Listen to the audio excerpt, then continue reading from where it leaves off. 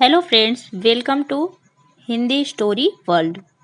दोस्तों, वीडियो शुरू करने से पहले आप सभी से एक छोटी सी रिक्वेस्ट है कि अगर आप हमारे चैनल में नए हैं तो चैनल को सब्सक्राइब कर बेल आइकन प्रेस करें ताकि आने वाली वीडियो की नोटिफिकेशन आपको मिलती रहे।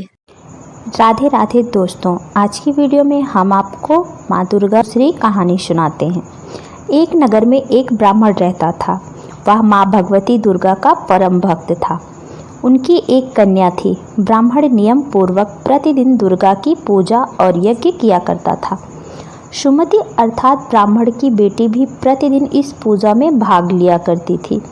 एक दिन सुमति खेलने में व्यस्त होने के कारण भगवती पूजा में शामिल नहीं हो सकी।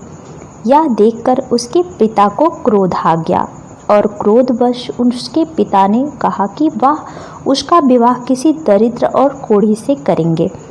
पिता की बातें सुनकर बेटी को बड़ा दुख हुआ और उसने पिता के द्वारा क्रोध में कही गई बातों को सहर्ष स्वीकार कर लिया। कई बार प्रयास करने के बाद भी भाग्य का लिखा नहीं बदलता है। अपनी बात के अनुसार उसके पिता ने अपनी कन्या का विवाह एक कोढ़ी के साथ कर दिया।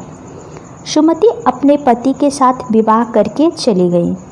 उनके पति का घर ना होने के कारण उन्हें वन में घास के आसन पर रात बड़े कष्ट से बितानी पड़ी। गरीब कन्या की यह दशा देखकर माता भगवती उसके द्वारा पिछले जन्म में की गई उसके पूरे प्रभाव से प्रकट हुई और सुमति से बोली, हे कन्या, मैं तुम पर प्रसन्न हूँ। मैं तुम्हें कुछ देना चाहती हूँ। मांगो, क्या मांगती हो? इस पर सुमति ने पूछा कि आप मेरी किस बात पर प्रसन्न हैं? कन्या की यह बात सुनकर देवी कहने लगी, मैं तुम पर पूर्व जन्म के तुम्हारे पुण्य के प्रभाव से प्रसन्न हूँ।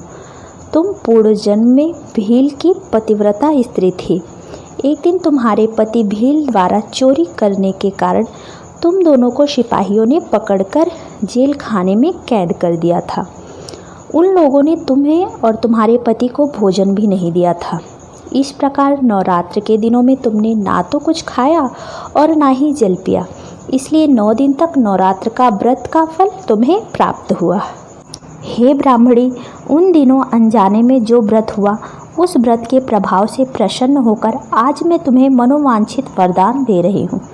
कन्या बोली कि अगर आप मुझ पर प्रसन्न हैं तो कृपा करके मेरे पति का कोढ़ दूर कर दीजिए। माता ने कन्या की यह इच्छा शीघ्र पूरी कर दी। उसके पति का शरीर माता भगवती की कृपा से रोगहीन हो गया। दोस्तों, कहानी कैसी लगी कमेंट करके ज़रूर बताइएगा। वीडियो पसंद आई है तो वीडियो को लाइक करना ना भूलिए। मिलते हैं अगली कहानी में, तब तक के लिए राधे राधे।